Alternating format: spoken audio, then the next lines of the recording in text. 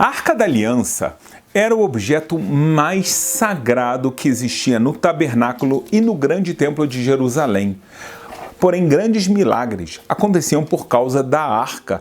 E aqui vem a pergunta: qual a origem desses milagres? Você vai ficar surpreso com o que alguns estudiosos falam. Dizem que, na verdade, existe aqui uma tecnologia que não era humana, uma tecnologia que veio fora do planeta Terra. Vamos tentar entender isso aqui melhor. De que milagres a gente está falando? O que realmente era a arca? Vamos começar entendendo melhor a arca. A gente sabe que a arca era uma espécie de um baú, que ela tinha três partes. A primeira parte era uma parte de madeira e ela era revestida internamente com ouro e também externamente com ouro. Dentro da arca haviam as tábuas da lei que Moisés recebeu de Deus, mas também as segundas tábuas, ou seja, as tábuas que ficaram inteiras e aquelas que Moisés quebrou. Além disso, existia um pote de maná, aquela comida milagrosa que veio dos céus. No Egito, Deus ordenou que fosse guardado um pote para que todas as gerações futuras soubessem quem alimentou o povo de Israel durante os 40 anos da travessia do deserto. Eles estavam no deserto, como é que eles iriam comer? Além do cajado de Arão, naquela briga que houve, aquela discussão que houve com Coré em português. Então a gente começa entendendo um pouquinho sobre a arca. A gente sabe também que a arca ela tem medidas 2,5 côncavos de comprimento, 1,5 de largura e 1,5 de altura. Para você ter uma ideia, o que é um côncavo? No hebraico bíblico isso se chama amá. É quase meio metro. De que milagres nós estamos falando que as pessoas estão acreditando que, na verdade, a fonte disso é fora do planeta Terra, em outras palavras, de vida extraterrestre que trouxe isso para o planeta Terra. A gente já vai ver isso melhor, mas vejam só os milagres. Primeiro milagre que a gente pode trazer é algo sobrenatural. Por quê? Nós sabemos as medidas da arca, só que a arca também tinha uma tampa. Essa tampa, em cima dela estavam os querubins. Os querubins descritos na Bíblia tinham 10 côncavos cada um, ou seja, eles tinham uma forma de criança, eles tinham asas. Cada um dos querubins tinham 10 côncavos. Os dois juntos a gente está formando 20 côncavos. Agora veja bem, se você olha o tabernáculo e se você olha no livro de Samuel, as medidas do sagrado dos sagrados, o Kodesh HaKodashim, ele tinha 20 côncavos. Esse lugar é onde ficava a arca. Ou seja, você está colocando um objeto que ele tem mais de 20 côncavos. Como assim? Porque você tem a arca, em cima da arca, em cada canto, você tem 2 querubins, cada um com 10 côncavos, somando 20. Então, só dos querubins você já pegou 20 côncavos, que é o tamanho do Santo dos Santos. Mas você ainda tem o espaço da arca. Como é que entrava lá? Era sobrenatural, não tinha espaço da arca lá dentro. Mesmo se você coloca algo de 20 côncavos num lugar de 20 côncavos, já não entra, né? Já vai arranhar as paredes, não entra. Mas se a gente conta ainda que existia a arca no meio, então como é que isso era feito? Primeiro ato milagroso. Segundo ato milagroso, nós vemos que quando o povo de Israel ele vai entrar na terra de Israel, no livro de Josué está escrito que Deus fala: quando os sacerdotes pisarem no Jordão e trouxerem a arca da aliança junto, então as águas irão se abrir e vocês farão a travessia de fora da terra de Israel para dentro com o Jordão seco. Então a gente vê que a arca foi utilizada aqui como um objeto milagroso que abriu as águas do Jordão. A gente lembra aqui um pouquinho, né, da abertura do Mar de Juncos, o Mar Vermelho, como as pessoas chamam.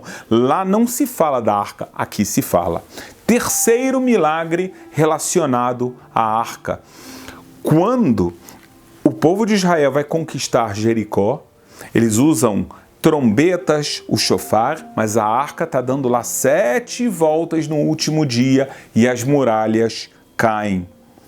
Como se não bastasse, a gente tem também o episódio quando os filisteus roubaram a arca do povo de Israel, ou seja, o povo de Israel saiu em guerra com a arca, pensando que os poderes sobrenaturais dessa arca fará com que eles vençam a batalha. No final das contas, os filisteus saíram vencedores e eles roubam a arca. E o que acontece? Acontece coisas sobrenaturais mais uma vez. Primeiro, sobrenatural desse tema. Eles colocaram a arca junto ao deus idólatra de Dagon, que era o deus dos filisteus. E o que acontece? No dia seguinte, eles veem a estátua de Dagon no chão. Eles falam, talvez aconteceu, alguém foi até lá e fez isso. Só que no segundo dia, a estátua de Dagon novamente estava no chão e quebrada. Eles entenderam que quem fez isso não foi nenhum ser humano, foi a arca. Como se não bastasse, Deus manda pragas para os filisteus. Cada lugar onde a arca é colocada, parece que tem algo radioativo. As pessoas morrem em pragas, a ponto de que os filisteus têm um objeto muito valioso, muito sagrado. Eles falam, nós não queremos mais isso. Eles devolvem por livre e espontânea vontade a arca para o povo de Israel. Quando a arca chega no povo de Israel, chega na cidade de Beit-Shemesh, as pessoas lá talvez não se comportaram da forma perfeita lá. E o que acontece? Mais uma vez, praga e pessoas morrem. Quando o rei Davi sabe disso, ele fala, vamos trazer a arca para Jerusalém. Então, a arca é colocada num carro de bois. De repente, o carro de boi, ele acaba batendo numa pedra, a arca perde o equilíbrio. Uzá, uma pessoa piedosa, ela vai e tenta segurar a arca para estabilizá-la. Só de ter tocado na arca, Uzá faleceu, o que causou a ira do rei Davi. Ele pergunta, Deus, Uzá veio salvar a sua arca porque ele merecia morrer. Então doeu muito para Davi, que entendeu que Uzá, por ter tocado na arca, acaba falecendo. O que nós estamos vendo aqui é que a arca, ela tinha algum tipo de tecnologia, ela tinha algum tipo de milagre que acontecia, seja para fazer guerras, seja para matar os inimigos, seja para destruir as muralhas de Jericó, para fazer o Jordão se abrir, ou mesmo no grande templo, para entrar num lugar onde ela não cabia. Da onde veio isso? Olha que coisa interessante. No ano de 1922, um arqueólogo inglês, ele faz a primeira escavação em tumbas, em pirâmides do Egito, e ele tira de lá a tumba de Tutankhamon, tá? Um dos faraós mais famosos do Egito. E o que ele descobre lá é uma arca. Uma arca que lembra muito a Arca da Aliança. Ela também é de madeira, ela também é revestida de ouro. Curiosamente, na tampa dessa arca existia o deus Anubis, que era o deus chacal do Egito. Lá dentro da arca existiam alguns objetos sagrados, mais uma vez essa relação de que há objetos sagrados dentro de uma arca e alguns escritos. Nesses escritos estavam que as pessoas que mexerem na arca, se não forem sacerdotes, elas irão ser castigadas, terão um fim terrível. Enfim, lembra muito pra gente a história de Uzá. A gente também sabe que no deserto, quem carregou a arca na prática foram os levitas, ou seja, a tribo de Levi, que somente eles podiam fazer esse trabalho. E depois, quando eles acampavam, a arca ficava no sagrado dos sagrados, num lugar isolado, muito sagrado. No Egito se viu a mesma coisa. Essa foi a única arca encontrada no Egito, porém, existem relatos nos papiros do Egito que existiam muitas arcas, e essas arcas eram utilizadas para fazer guerra, acompanhar os soldados, para trazer maldições para as pessoas, para os inimigos, enfim, e para guardar os objetos sagrados, não só do deus Anubis, porque era um entre vários deuses do Egito, mas também para proteger todos os outros deuses. E as pessoas então se perguntaram, mas calma aí, então tem uma arca, a famosa Arca da Aliança, em Israel, no tabernáculo, depois no grande templo. A gente conhece agora também as arcas que existiam no Egito antigo, em que os egípcios falaram que elas também tinham poderes. E muitas pessoas falam, mas então, da onde vem essa ideia de arca? Da onde foi criado tudo isso? Então, alguns estudiosos, alguns cientistas falam que não pode ser que as pessoas dessa época tinham tamanho conhecimento científico para criar uma arca com tantos poderes. Eles falam que isso daqui é uma das provas que, na verdade, essa arca foi trazida por extraterrestres que vieram até o planeta Terra e construíram um objeto que era sagrado para as pessoas, que ele tinha algum tipo de poder, por um lado, de compressão do seu espaço, algo que até hoje a ciência humana não sabe explicar. 2, algo que tem o poder de mover a natureza, como a gente viu o caso do Jordão, que ele foi aberto só porque a arca entrou lá no meio. 3, ele é capaz de destruir também muralhas, como aconteceu em Jericó. 4, ele causa a morte das pessoas que estão em volta dessa arca. Seria um tipo de radiação? Existe aqui o que alguns estudiosos, alguns teóricos falam que é uma espécie de uma energia etérica e astral. A gente já vai entender isso melhor, mas essa ideia de etérico e astral não é nova no que nós conhecemos. Uma dos estudos que se faz em relação à alquimia, que buscava utilizar um pouco de energias dessa mesma forma. A gente sabe que muitas pessoas não acreditam no que aconteceu com a alquimia, muitas pessoas são muito céticas, mas com relação à Arca da Aliança, o que nós vemos são fatos. Nós vemos fatos de que Uzá tocou na arca e ele morreu. Um dos cientistas, em 1933, ao ler essa passagem, ele fala, olha, essa arca ela tinha uma corrente elétrica que não era alimentada por nada, o que nós hoje chamaremos de uma bateria interna, uma forma que ela está se carregando. Ele fala que a arca deu um choque em Uzá de 10.000 volts e por isso ele morreu instantaneamente. E aí você vem a pergunta, que civilização na Terra tinha capacidade de criar um artefato com uma corrente elétrica de 10.000 volts? Mas a pergunta que não termina aqui, porque nesse aqui não é o fato mais inusitado. Nós vimos que a arca, enquanto ela estava, por exemplo, com os filisteus, ela causou muitas mortes e muitos danos. Quando pessoas manuseavam a arca de uma forma errada, a gente acabou de ver Uzá, mas a gente vê outros fatos, tá? Mesmo quando ela esteve em acampamentos, enquanto ela não estava no tabernáculo em Israel, também causou mortes. O que a gente vê é o seguinte: a arca, ela tem algum dispositivo que ele tem uma energia, a princípio, dizem os estudiosos, etérea, mas como eu falei, astral. Se ela percebe que quem está manuseando ela não é uma pessoa com nível espiritual elevado, ou está manuseando ela da forma errada do que os procedimentos exigem, então ela vai ser afetada.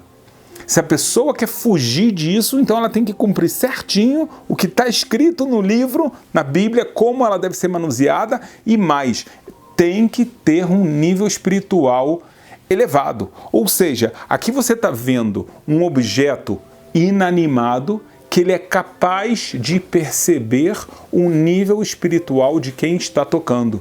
Veja um fato interessante que vai de acordo com essa teoria.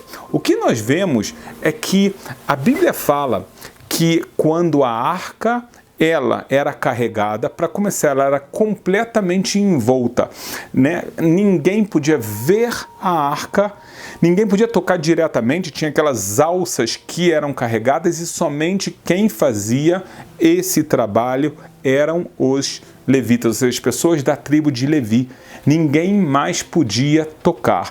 Quando a arca chegava no acampamento e o tabernáculo era erguido, você vê que a arca também tem um lugar especial, no Santo dos Santos, num lugar isolado de todas as pessoas. Por quê? Porque nós sabemos, a Bíblia afirma isso, que se alguém tocasse nela no caminho e não fosse dos levitas, iria morrer.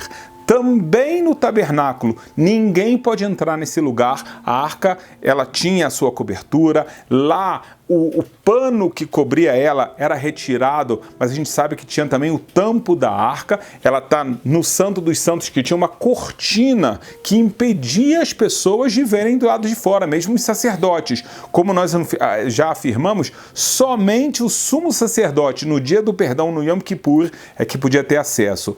Então, a gente está vendo aqui que é como se essa arca ela tem uma percepção de feita de uma tecnologia que não é humana. Assim dizem os teóricos. Se você entende que isso aqui não é humano, então esses teóricos vão falar de onde vem isso.